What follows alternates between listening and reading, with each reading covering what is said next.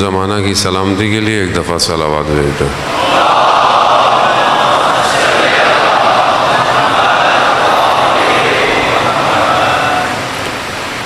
لا حول ولا قوة إلا بالله العلي العظيم. حسبنا الله ونعم الوكيل، نعم المولى ونعم النصير. أعوذ بالله من الشيطان الرجيم. بسم الله الرحمن الرحيم. الحمد لله الذي يؤمن الخائفين وينجي الصالحين ويضع المستكبرين ويهلك ملوكا ويستخلف آخرين. والصلاة والسلام على رسول ثقلين محبوب رب المشرقين والمغربين جد الحسن والحسین نبینا سیدنا بالقاسم محمد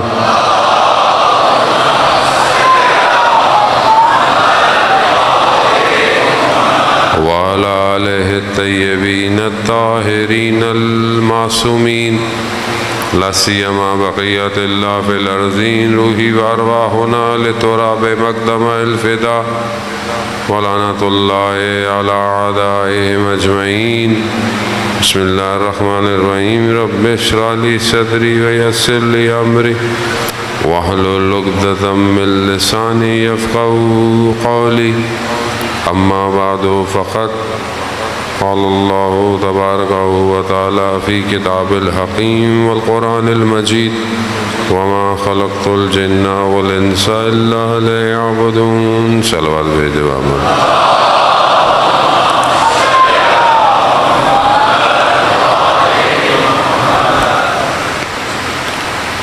کربلا زندگی کے ہر حصے کو نمایاں کرتی ہے. کربلا میں ایسا نہیں ہے کہ کوئی ایک زاویہ صرف بیاں ہوا ہو. ہر زاویے سے دیکھیں، ہر شخص دیکھے، ہر قوم دیکھے، ہر ایج سے دیکھا جائے تو بھی کربلا اسے درس دیتی ہوئی نظر آتی ہے. چاہے وہ بوڑھا ہو، چاہے وہ بچہ ہو، چاہے وہ جوان ہو، چاہے خاتون ہو، چاہے ماں ہو، بہن ہو، ہر زندگی کا حصہ کربلا میں موجود ہے. اسی لیے کربلا قیامت تک کے لوگوں کے لیے درس کی جگہ بن چکی ہے. قرآن بھی جہاں انبیاؤں کا ذکر کر رہا ہے، جب نبی کا ذکر آتا ہے یا ذہن میں تصور آتا ہے تو ہمارے ذہن میں آتا ہے شاید اللہ کا نبی یعنی کوئی بزرگ، کوئی بوڑھی شخصیت، بزرگ شخصیت. بزرگی باطنی ضرور ہے، لیکن اللہ کے نبی جن کو جب پیغام دیا گیا اور اکثر جو ان کے واقعات ہیں، قصے ہیں قرآن میں، وہ ان کی جوانی کے ہیں. یعنی ہمیں جو ہے وہ انبیاء جوان ہیں. حضرت ابراہیم نے جب بتوں کو توڑا ہے اور ایک بت کے جو ہے وہ گردن میں لٹکا دیا، وہ حضرت ابراہیم جوان ہے. اس وقت جوانی میں جو ہے وہ توحید کا پرچم بلند کر رہے ہیں. حضرت ابراہیم جوانی ہے، نکلتے ہیں، دیکھتے ہیں، تاروں کو دیکھتے ہیں، ایک قوم پوجا کر رہی ہے. صبح نکلتے ہیں، ستارے غائب، تو فرماتے ہیں کہ یہ تو خدا نہیں ہو سکتا جو دن میں غائب ہو جائیں. اسی طرح چاند، اس طرح سورج، وہ یہ جوانی ہے. حضرت یوسف کو جب نبوت ملی ہے عین جوانی ہے. جوانی کے اندر ان کو جو ہے وہ اللہ نے اس پیغام کو ابلاغ کے لیے دیا. جوان قرآن کی نگاہ میں بہت امپورٹنٹ ہے، اور یہ جوان ہی ہے جو معاشرے کو چلا سکتا ہے۔ آج بھی وقت کے امام کو جوان کی ضرورت ہے، کیونکہ جوان کے اندر اتنا اسپرٹ ہوتا ہے، اتنے ایمبیشیس ہوتے ہیں، اتنی اس کی انرجی ہوتی ہے کہ وہ تھکتا نہیں ہے، وہ رسک لے پاتا ہے، وہ خوف کو فنا کر دیتا ہے، وہ پہاڑوں کو طے کر سکتا ہے۔ یہ جوان کے اندر اللہ نے طاقت لکھی۔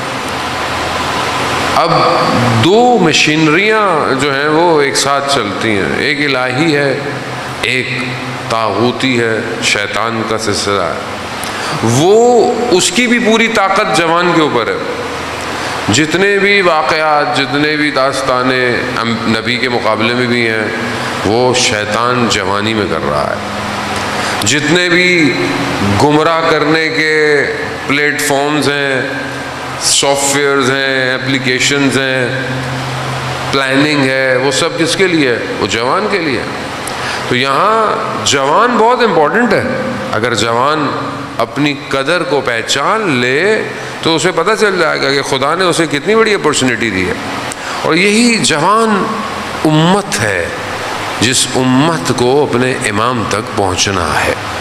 کربلا انہی جوانوں کی داستان ہے کہ جہاں اتنے جوان جمع ہو کر اپنے امام پر اپنے آپ کو قربان کر رہے ہیں۔ اب یہ جو راستہ بن رہا ہے، یہ جو راستہ بنایا ہے جوانوں نے بنایا۔ جوان آج آپ کو کہیں پہ بھی کامیابی نظر آتے ہیں، قوموں کو، ملکوں کو ترقی کرنے کے لیے، چاہے وہ ایجوکیشن ہو، چاہے وہ انڈسٹری ہو، چاہے وہ کوئی بھی سیکٹر ہو، حتیٰ ملکوں کے حدود ہوں، دین کی پاسداری ہو، وہاں پر بھی آپ کو صرف جوان نظر آئے گا۔ جوان تھے۔ 8 سال عراق ایران کی جو وار تھی، اس کے اندر کیسے جوان تھے کہ سحر میں مانا جاتے امیر المومنین پڑھتے ہیں، فجر کی نماز سے پہلے زیارت عاشورہ، اور پھر نمازیں پڑھ رہے ہیں۔ ظاہر ہے یہ جوانی میں جو لذت ہے عبادت کی، اور دو ہی کام، دو ہی خواہشات، تیسری خواہش نہیں، یا شہادت یا زیارت، بس امام زمانہ یا شہادت دے دیں یا زیارت کرا دیں، تیسرا آپشن نہیں ہے لائف میں۔ کیا آج کا جوان اس امید سے آگے بڑھ رہا ہے یا نہیں بڑھ رہا؟ بس یہی عزیزان محترم چند گزارشات آج آپ کے اذان عالی میں منتقل کرنی ہے کہ جوان جو ہے وہ ایک ایسی مشینری ہے کہ جسے اگر صحیح طریقے سے سسٹمیٹک نہ کیا جائے تو قوم برباد ہو جاتی۔ اندلس کہ جب آپ کہتے ہیں کہ جب عثمانی دور تھا، اسلام کی بڑی حکومت تھی، اسلام کی بڑی پھیلی ہوئی حکومت تھی، الغرض صحیح کتنا کیا تھا وہ الگ بات ہے، لیکن بہرحال اسلام جو ہے وہ مثلا یورپ کے قلب تک پہنچ چکا تھا، ہر جگہ تھا۔ کس چیز نے جوان کو برباد کیا؟ وہ جوان تھے سارے۔ دشمن ضعف کو پہچانتا ہے، دشمن کمزوریوں کو جانتا ہے۔ اگر آپ اپنی کمزوری کو نہیں جانتے تو آپ اپنے ساتھ دھوکہ کر رہے ہیں، اپنے آپ کو فریب دے۔ آپ اگر نہیں جانتے کہ آپ کہاں گرتے ہیں، یہ آپ کو پتہ ہونا چاہیے۔ آپ روز گھر سے نکلتے ہیں، ایک جگہ سڑک آتی ہے، آپ کی بائک، آپ کی گاڑی یا آپ کا پاؤں کھٹا گڈھے میں اترتا ہے، اب آپ روز وہیں سے گزر رہے ہیں، اب آپ کو پتہ ہے کہ یہ راستے میں پرابلم ہے، تو عقل کیا کہتی ہے؟ راستہ تبدیل کر لو۔ اگر راستہ تبدیل نہیں کر سکتے تو کم از کم اس گڑھے کو بھر لو۔ عقل تو یہی کہتی ہے، روز اپنے آپ کو گرائے جا رہے ہو، ضعف پتہ ہے مگر گر رہا ہے۔ مشہور واقعہ، ایک عابد فجر کی نماز پڑھنے نکلا تو رستے میں کیچڑ تھا، پاؤں لگا، کپڑے خراب ہو گئے، واپس گیا، تبدیل کیے، وضو کیا، دوبارہ آیا، پھر جانے لگا، پھر دوسری دفعہ، پھر پاؤں اسی کیچڑ میں لگا، پھر کپڑے خراب ہوئے، پھر جانے لگا، پھر تیسری دفعہ آنے لگا تو شیطان نے خود اس کو بچایا کہ بھائی سیدھے ہی چلے جاؤ، اس طرح تو تم اگر گرتے رہے عبادت کر تم تو اللہ کے ولی بن جاؤ گے۔ وہ کیوں؟ ہدف جب مہم ہو تو پھر انسان رکاوٹوں سے گھبراتا نہیں ہے۔ آج ہماری زندگی کا ہدف کیا ہے؟ ہماری زندگی کا مقصد کیا ہے؟ یہ بہت امپورٹنٹ ہے۔ آج آپ دیکھیں کہ ہمارے ایک بڑی تعداد میں آپ سب کو تو نہیں کہہ رہا خدا نخواستہ، ویسے جنرل بات کر رہا ہوں، وہ زندگی کا ہدف ہی کوئی نہیں ہے۔ اگر ہے بھی تو وہی شارٹ کٹ، وہی جو دنیا نے انسان کے ذہنوں میں ڈالا ہوا، یہ کر لو وہ کر لو یوں کر لو یہ کر لو۔ شخصیت نہیں بن رہی کیونکہ ہدف نہیں ہے۔ قرآن خوب کردار سازی کو بیان کر رہا ہے، جب جوانوں کا ذکر کرتا ہے۔ خوب بنی اسرائیل میں ایک جوان ہے جس کا نام آل یاسین ہے، جو حضرت موسیٰ علیہ السلام کے اس وقت جب انہوں نے کہا وہ خدا پرست ہے، اس نے باقاعدہ اعلان کیا ہے، باقاعدہ اسے پھر مارا گیا اور بہرحال اس کے ساتھ جو اسے مار دیا گیا۔ خوب یہ طاقت جوانی کے اندر جب تک ہدف نہیں ہو، اسٹیبلٹی، رکاوٹ نہیں آ سکتی۔ اب آپ گھر سے نکلے، آپ کا ہدف ہی کوئی نہیں ہے، آپ کبھی ادھر چلے گئے کبھی ادھر چلے گئے کبھی ادھر چلے گئے واپس آ گئے، کچھ بھی نہیں ہے، ہدف ہی نہیں ہے زندگی میں۔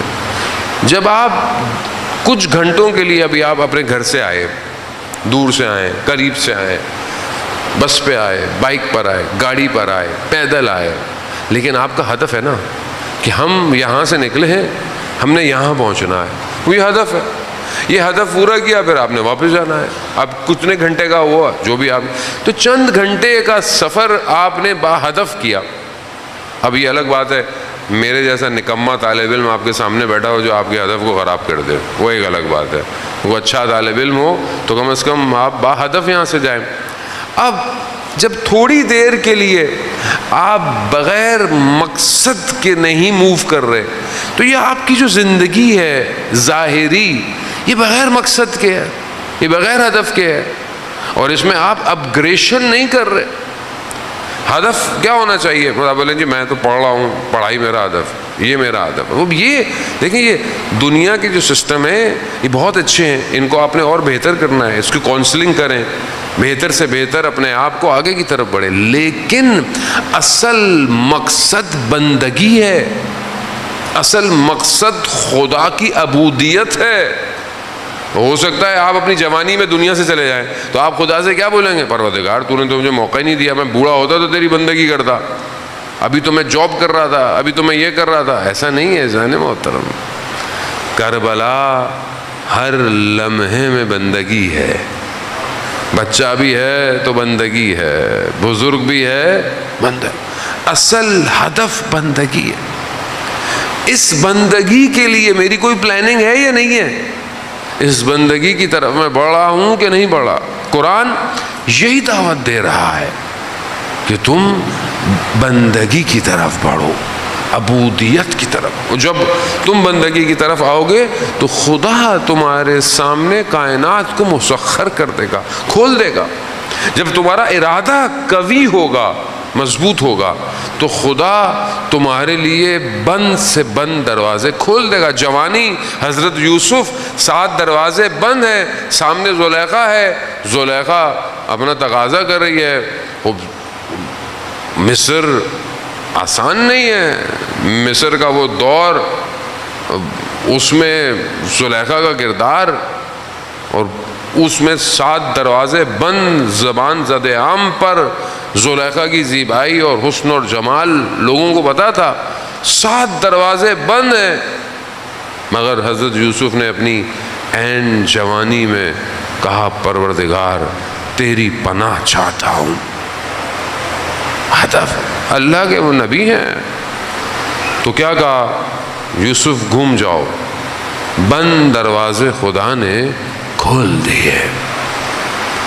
اگر ہم بھی خدا کی خاطر اگر کسی گناہ سے نگاہوں کو جھکا لیں تو خدا ہمارے لیے بھی بند دروازوں کو کھول دے گا۔ وہ یہ جوان خوب اپنے آپ کو پہچان نہیں رہا، کیونکہ اس کا مقصد نہیں ہے، ہدف نہیں ہے، وہ بیٹھا ہوا ہے، رات کو بیٹھا ہوا ہے، رستے میں چل رہا ہے بیٹھا ہوا ہے، کبھی انسٹاگرام ایک ختم، دوسرا اس کا پیج، اس کا پیج، یہ ختم ہوا ٹک ٹاک شروع ہو گیا، وہ ختم ہوا دیکھ یہاں رہتے ادھر دیکھنا شروع کیا، ادھر دیکھنا شروع کیا، یوٹیوب، فیس بک، وہ تو مصیبت ہے بھائی، جتنا اپنے آپ کو اس پہ چھوڑو گے برباد کر دے گا، یہ تو کنواں ہے، یہ تو تمہارے کردار کو کھا جائے گا، برباد کر دے گا۔ آج کا جو ہائبرڈ وار سسٹم ہے یہ تو تمہارے لیے تو منتظر بیٹا، یہ تو اصل یہ تو جس طرح مچھلی کے لیے کانٹا ڈالا جاتا ہے، اس سسٹم نے کانٹا ڈالا ہوا ہے، ایک دفعہ آؤ تو صحیح، کلک تو کرو، پھر دیکھو میں تمہیں کہاں لے کے جاتا ہوں۔ کیسے بچیں گے؟ جب آپ اپنی زندگی کی ہدف بندی کریں گے۔ اتنے گھنٹے سوشل میڈیا ہے، اتنے گھنٹے کتاب پڑھنا ہے، اتنے گھنٹے ایجوکیشن ہے، اتنے گھنٹے ماں باپ کی خدمت کرنی ہے، اتنے گھنٹے گھر میں ٹائم دینا ہے، اتنے گھنٹے آزاداری، خوب زندگی کا ہدف ہونا چاہیے۔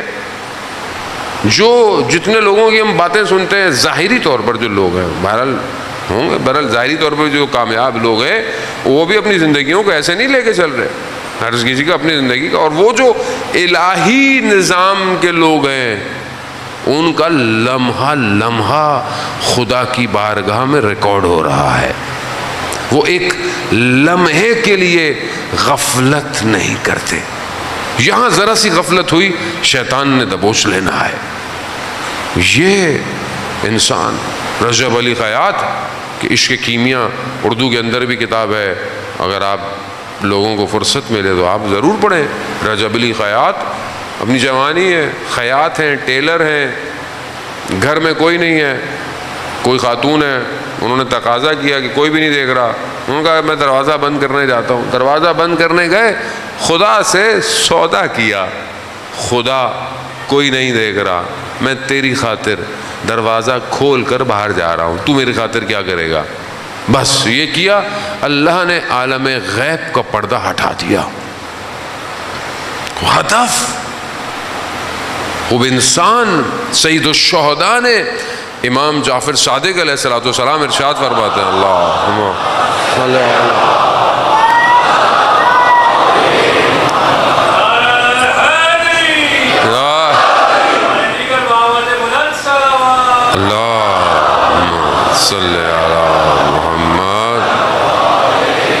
امام حسین علیہ السلام نے چھٹے معصوم فرماتے ہیں کہ ہمارے جد نے دشمن پر ظاہری کامیابی کے بجائے خدا کی ملاقات کو اختیار کیا ہے کہ میں خدا سے ملوں، بے شک میری گردن کٹ جائے، وہ ہدف ہے، مقصد ہے۔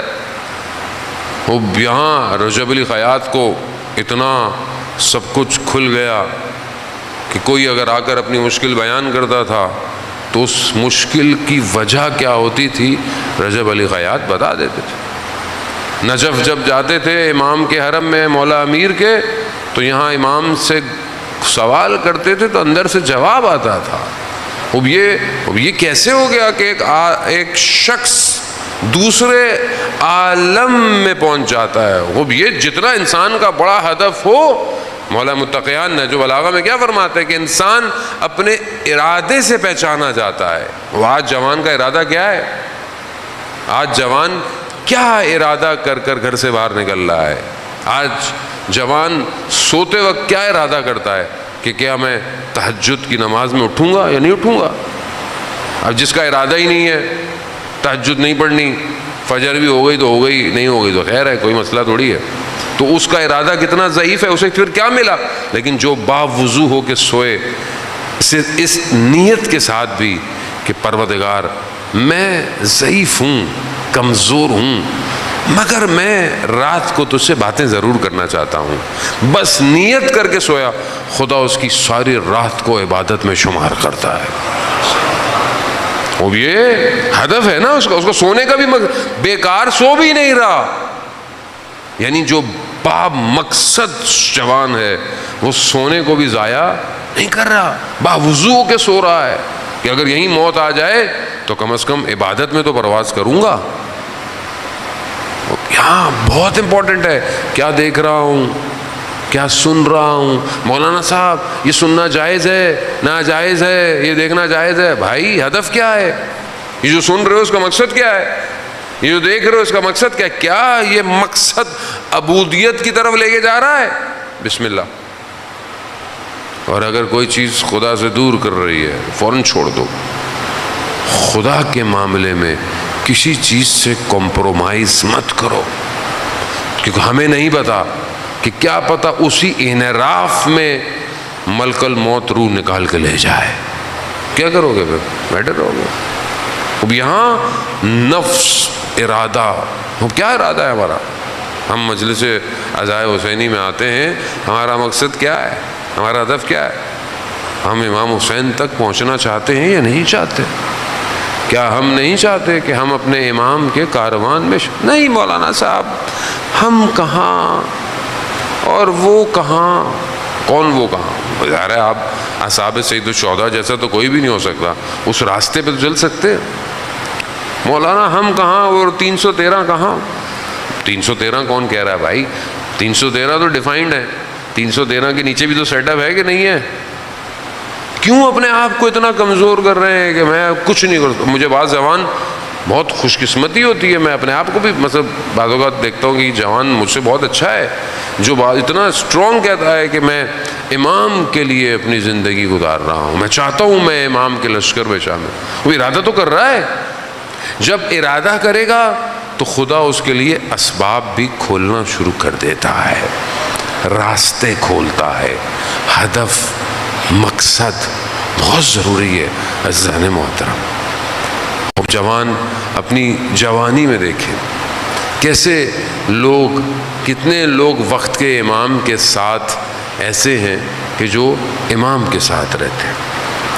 ایک شخص کہتا ہے کہ میں اس زمانے میں کوئی وبا تھی، بیماری تھی، میں مکہ میں جیسے ہی داخل ہوا لوگ وبا کی وجہ سے گر رہے تھے، مریض تھے، میں داخل ہو گیا اور شہر کے باہر پابندی تھی۔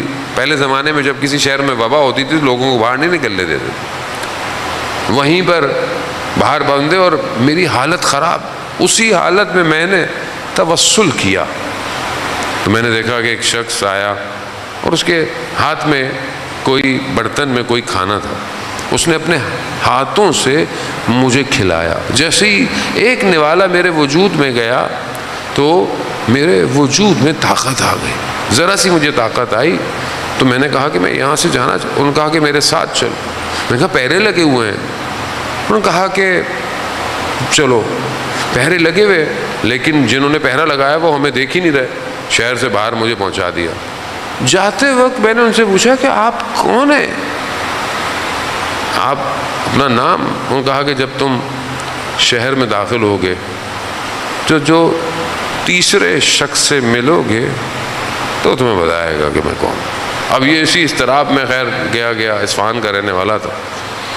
رات میں جب شہر میں داخل ہوا ایک دو لوگوں سے ملا تو تیسرا شخص جو تھا وہ شہر کا دروغہ تھا جو رات کو شہر کی نگہبانی کرتا تھا، عام سا لوگ۔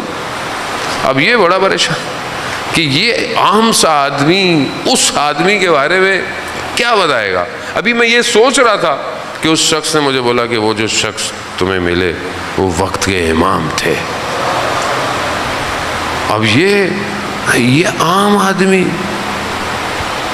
عام آدمی کوئی نہیں ہوتا، چاہے انسان موچی ہو اصفہان کا یا طلائیاں سینے والا تہران کا، اگر ارادہ بلند ہو تو وقت کا امام خود ملنے آتا ہے، خود ملنے آتا ہے۔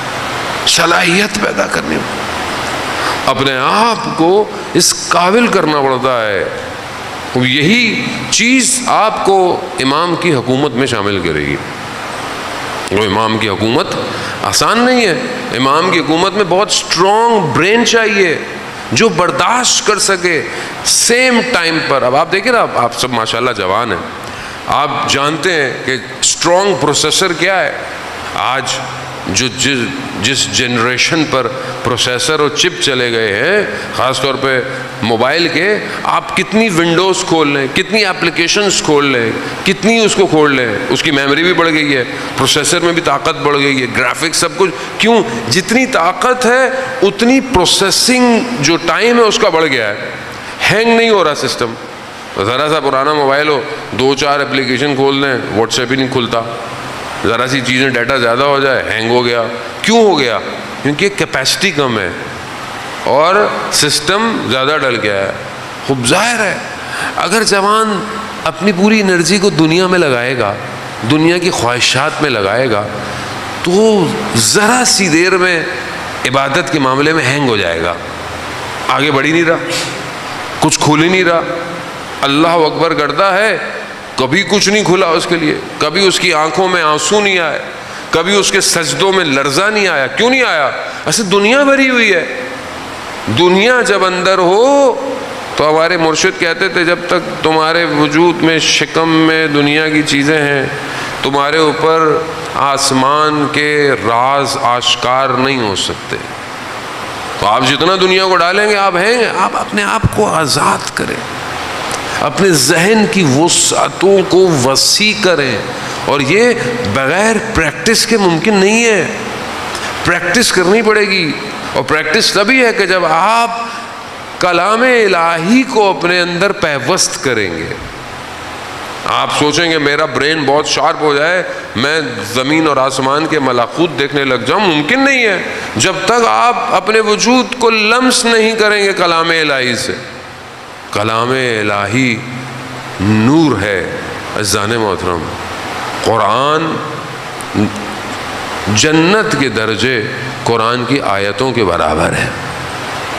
جتنا, اس کا مطلب یہ نہیں کہ جس نے قرآن جتنی آیتیں پڑھی ہوں گی اس کے اتنے درجے ہیں, نہیں. جتنا قرآن کی آیتیں آپ کے وجود پر تاثیر کریں گی اتنا بہشت میں درجہ آپ کا بڑھتا چلا جائے گا. کتنی آیتوں نے ہمارے وجود پہ تاثیر کیا ہوا ہے مجھے آپ بتائیں. کبھی ہم قرآن پڑھتے ہیں, انشاءاللہ کہ پڑھتے ہوں گے, جیسا کہ آپ نے سنا کہ سویڈن میں جو واقعہ پیش آیا, قرآن کے ساتھ اہانت کی گئی, اس کے بعد ڈنمارک میں. بہرحال یہ دشمن اپنی طرف سے شاید کوششیں کرتا ہے کہ مسلمانوں کو چیک بھی کرتا ہے کہ یہ ان کے اندر کتنی غیرت باقی ہے. اور بہرحال مسلمانوں میں غیرت بہت ہے. یہ ہم تو حکم کا انتظار کر رہے ہیں, ہمیں حکم آ جائے تو ہم پتہ نہیں کیا کر بیٹھے. یہ تو ہم اس لیے خاموش ہیں کہ غیبت کے پردے میں وہ ابھی ہمارا انتظار کر رہا ہے. وہ جس دن آیا یہ بندے کیا پوری حکومتیں روئی کے گالوں کی طرح اڑ جائیں گی.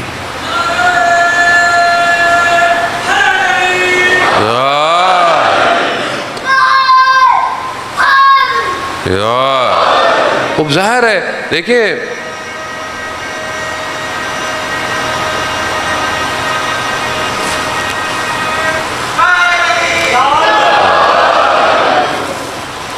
اب آج کے دور میں وہ قرآن کی جس طرح انہوں نے بے حرمتی کی, خدا لعنت کرے ان سب کو. ہمیں کیا کرنا چاہیے؟ ہم کیا کریں؟ آپ بولے ہمیں غصہ ہونا چاہیے, ہمیں پروٹیسٹ کرنا چاہیے. اچھا پھر کیا ہوگا؟ تھوڑی دیر کے لیے تصویریں کھینچیں گی, آپ نے پروٹیسٹ کیا, آپ اپلوڈ کر دیں گے, پھر کیا ہوگا؟ اصل پروٹیسٹ قرآن کو اپنے وجود میں اتارنا ہے. یہ کریں. اگر آپ واقعاً قرآن کی بے حرمتی میں نالاں ہیں تو کم از کم روز 20 آیتیں تو پڑھیں قرآن کی, جمع ہو جائیں. اچھی بات ہے, بتائیں دنیا کو کہ بہرحال آپ قرآن کا معاشرہ ہیں, بتائیں. لوگوں نے کیا ہے, لوگوں نے مجلسوں میں بھی قرآن ہاتھوں میں اٹھائے ہیں, بتائیں. اچھی بات ہے, آپ کریں. لیکن اصل تو یہی ہے. ابھی آپ نے یہاں ہاتھ میں اٹھایا, گھر میں آپ نے کبھی قرآن اٹھایا ہی نہیں, تو کس کو اپنے آپ کو دھوکہ دے رہے ہیں. آج دشمن کیوں ایسی سازشیں کر رہا ہے کہ ہم کمزور ہیں. اگر ہم تعلیمات قرآن پہ عمل کرتے تو کسی کی مجال تھی نہیں. قرآن امام جعفر صادق علیہ الصلوۃ والسلام ارشاد فرماتے ہیں اللہم صلی علی محمد وعلی محمد. امام فرماتے ہیں کہ امام کا جو قول ہے, خدا بہرحال میں اپنے آپ سے مخاطب ہوں, آپ کو نہیں کہہ رہا, خدا مجھے توفیق دے۔ امام فرماتے ہیں کہ 50 آیتیں قرآن کی ڈیلی پڑھنی چاہیے، 50، لیکن بعض روایات کہتی ہیں کہ اگر 20 پڑھو تو کم از کم غافلوں میں سے نہیں ہو۔ لیکن کتنا ہم پڑھتے ہیں؟ اور یہ اذان محترم دیکھیں، قرآن صرف ثواب کمانے کے لیے نہیں پڑھنا، آپ نے قرآن سمجھنے کے لیے پڑھنا ہے، تدبر، تفکر۔ میری زندگی گزر گئی، میں نے قرآن کی تفسیر نہیں دیکھی، مجھے پتہ ہی نہیں ہے کتنی تفسیر ہے، تفسیر کہتے کسے؟ یہ کیسے ہوگا کہ آپ دیکھیں جب رسول خدا حضرت محمد مصطفیٰ صلی اللہ علیہ وآلہ صلی اللہ محمد،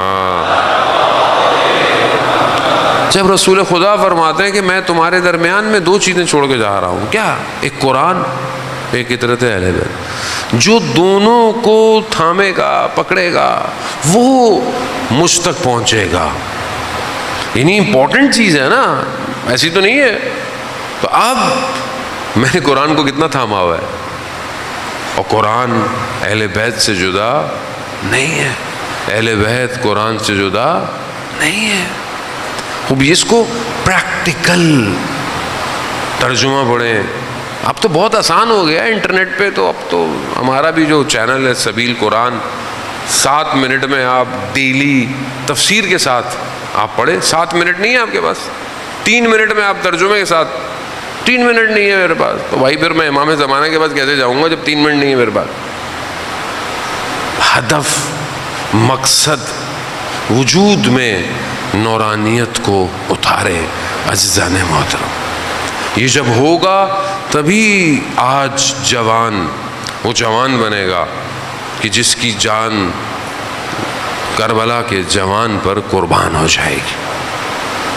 آپ دیکھیں نا کہ یہ کربلا جب جوان کا ذکر کرتی ہے، نوجوان کا ذکر کرتی ہے، تو بڑے معارف ہیں، بہت معرفت ہے، ایک ایک جملے میں معرفت ہے۔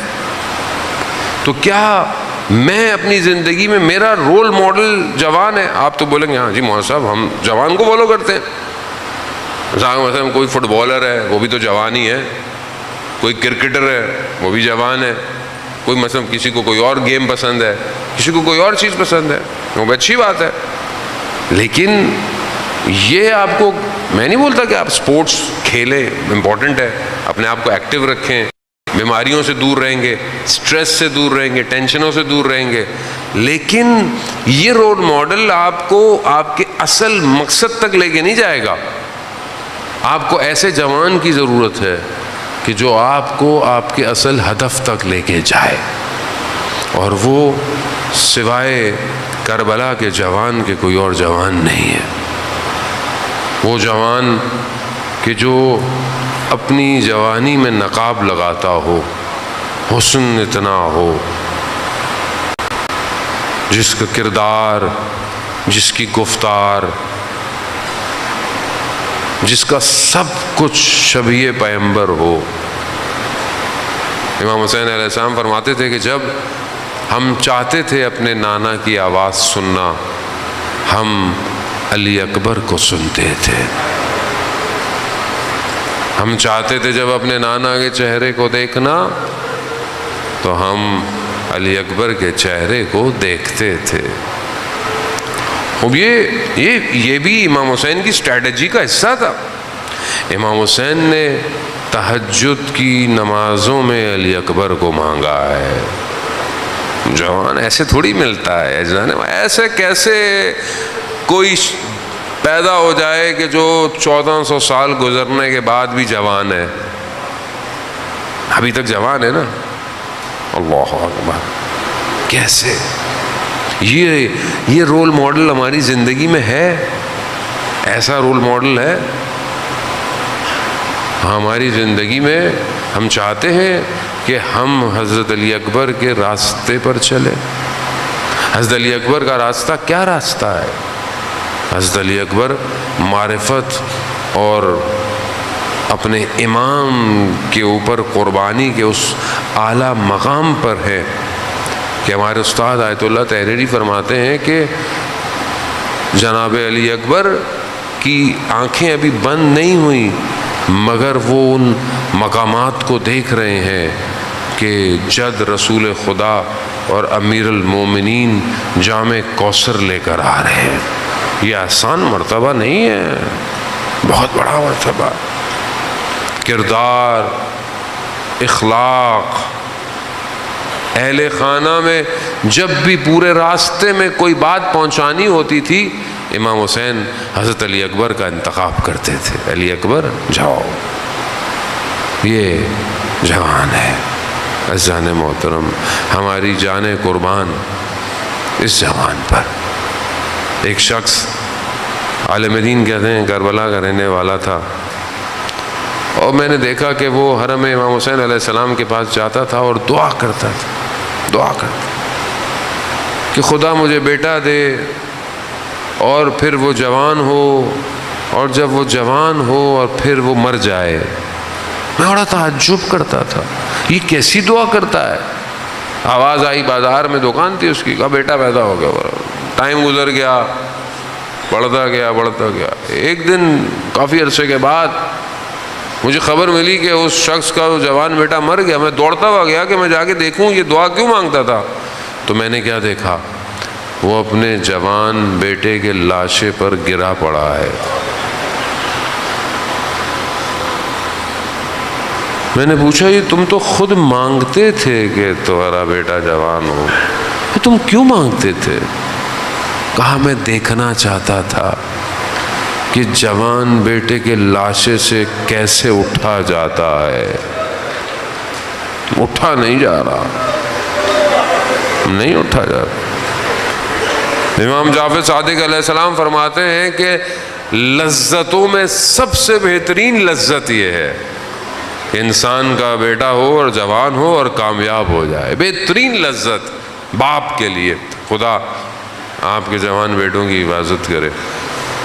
لیکن کربلا کہتی یہی ہے، جوان دو تو مزہ آئے، جوان دو نا، جوان کو بھیجو تو پتہ چلے پھر امام حسین کے ساتھ کس طرح تم۔ آسان نہیں ہے یہ، آسان نہیں، بہت مشکل۔ امام فرماتے ہیں بہترین لذت بیٹا جوان ہو، کامیاب۔ اور کہا سخت ترین شدید ترین صدمہ یہ ہے کہ جوان اپنی جوانی پہ پہنچ کر دنیا سے چلا جائے۔ بس عزاداران موت، یہ جوان مدینہ میں اپنے کردار کو پیش کر رہا ہے، اپنی پھوپھیوں کو، ماں کو، بہنوں کو سوار کر رہا ہے۔ کتنا خوبرو جوان ہے، شکل و صورت میں بھی پیغمبر کی طرح ہے۔ کتنا آسرا ہے یہ بچوں کا، کتنا آسرا ہے یہ اپنی چھوٹی سی بہن کا۔ بس یہ راستے طے کرتا کرتا جوان ایک ہی راستے میں دیکھا کہ بابا اچانک سے اٹھے، آنکھ لگی ہے اور کہہ رہے ہیں انا للہ و انا الیہ راجعون۔ کہا بابا کیا ہوا؟ آپ کے زبان پر یہ کلمہ کیوں جاری ہو گیا؟ امام فرماتے ہیں بیٹا میں نے خواب میں دیکھا نادی منادی کر رہا ہے کہ اس کاروان کے پیچھے موت ہے۔ اب آپ دیکھیں جوان کا جملہ، یہ ہے جوانی، یہ ہے رول ماڈل، یہ ہے معرفت۔ جناب علی اکبر فرماتے ہیں بابا کیا ہم حق پر نہیں ہیں؟ امام فرماتے ہیں نہیں بیٹا ہم حق پر ہے۔ کہا بابا کیا فرق پڑتا ہے، موت ہم پر آ پڑے یا ہم موت پر جا پڑے؟ واہ کیا تعبیر ہے علی اکبر کی۔ موت کو بھی شکست دینا چاہتا ہے حسین کا لال۔ بس عزاداران محترم، روز عاشورائی اصحاب اپنا کردار ادا کر گئے۔ صبح عاشورہ ہوئی نہیں جب تک علی اکبر نے اللہ اکبر نہیں کہا۔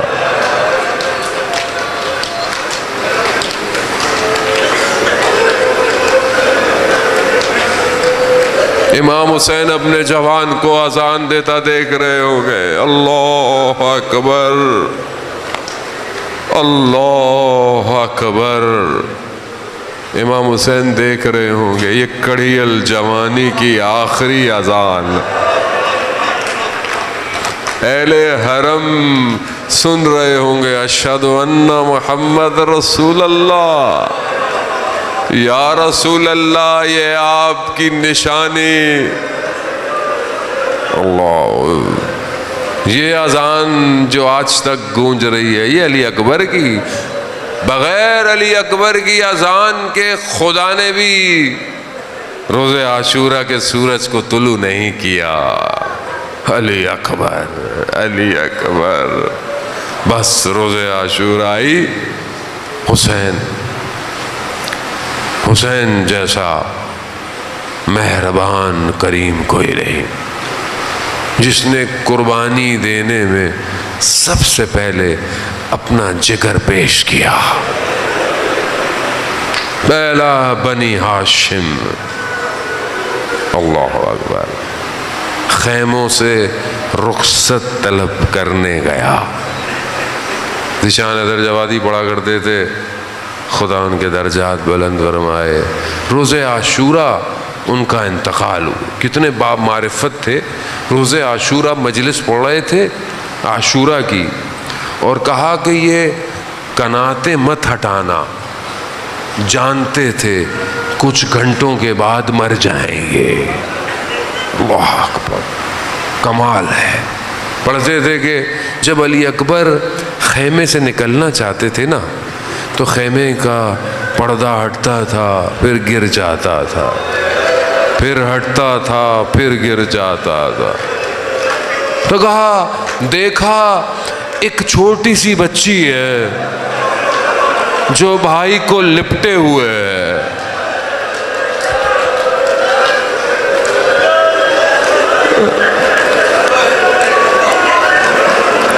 قربان جاؤں میں ام لیلا کے اس جوان پر، چھوڑ نہیں رہے علی اکبر، تم گئے تو پھر کون؟ آسرا ختم ہو رہا ہے، مگر تقدیر الہی علی اکبر آئے۔ اللہ، کس طریقے سے امام نے علی اکبر کو رخصت کیا۔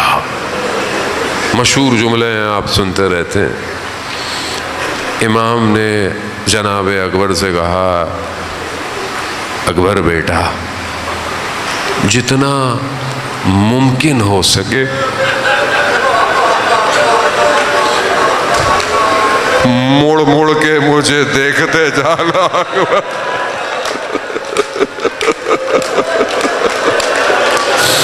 جتنا ممکن ہو سکے، جتنا۔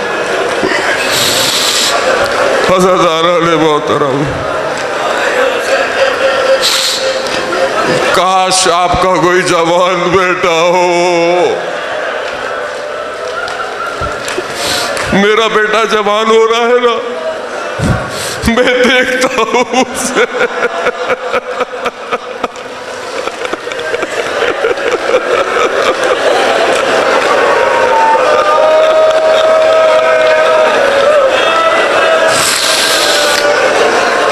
جناب سکینہ بیان کرتی ہے اس جملے کو روز عاشورہ، کہتے ہیں کہ جب بھائی علی اکبر گئے نا اور آنکھوں سے اجل ہو گئے تو میں نے بابا کو دیکھا دشت کربلا میں گھٹنوں کے بل بیٹھ گئے۔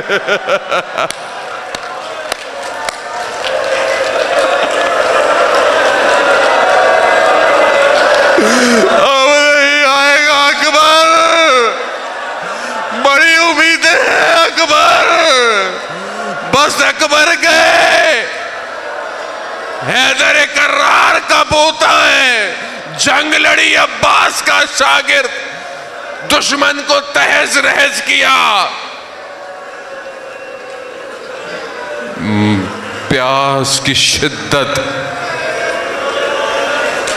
اکبر واپس آئے۔ کیا کہا؟ اکبر واپس کیوں آئے؟ کہا بابا لباس کی گرمی پیاس کی شدت مارے دیتی ہے۔ ہائے غریب ہو امام، بیٹا آیا ہے پانی مانگنے، پانی کہاں سے دے؟ بابا اگر تھوڑا پانی مل جاتا نا تو میں دشمن کو بتاتا جنگ کہتے کسے ہیں، مگر آپ سچے تھے، اپنے سینے پہ ہاتھ رکھیں۔ مگر حضرت علی اکبر جانتے نہیں تھے کہ پانی بابا کے پاس نہیں ہے، پھر کیوں آئے؟ علماء کہتے ہیں باپ بیٹے کی محبت ایسی تھی۔ اللہ، مقاتل کہتے ہیں امام نے اپنی زبان کو علی اکبر کی زبان میں ڈالا۔ حضرت علی اکبر نے چیخ ماری، کہا بابا آپ کی زبان تو میرے زبان سے بھی زیادہ خشک ہے۔ ارے علی اکبر آپ کو کیا پتا آپ کے بابا کتنے دن کے پیاسے ہوں گے۔ بس میرے مولا نے کہا، بس چند جملے، بڑا گریہ کیا آپ نے، جوان ہیں، جوانی کی قدر کریں، علی اکبر شفاعت کریں گے۔ عزاداران محترم، بس میرے مولا نے کہا علی اکبر بس دیر ہو رہی ہے، اب جاؤ۔ بس علی اکبر گئے۔ عزاداران محترم، جتنا علی اکبر لڑ سکتا تھا لڑا، مگر ایک نیزہ برچھی کی طرح آیا، حضرت علی اکبر کی کمر میں پیوست ہوا۔ استاد سبط جعفر نے کلام لکھا کہ علی اکبر نے گھوڑے کے اوپر اپنی بازوؤں کو یوں ڈالا۔ مقتل کے جملے ہیں، دشمن کی طرف جب گھوڑا چلا، جس کے پاس تلوار تھی، جس کے پاس نیزہ تھا، اربن اربن ٹکڑے کر دیا علی اکبر کو۔ علی اکبر زمین کربلا پر آئے، بابا سے مدد نہیں مانگی، کہا بابا آخری سلام ہو۔ ارے زہرا کا لال نہیں پتا اپنے بیٹے کے لاشے پر کیسے آیا، پہنچا حضرت ابراہیم آئیے، یہ حسین نہ آنکھوں میں بٹیا نہ ہاتھوں میں رسیا، لا الہ الا اللہ، اے بنی ہاشم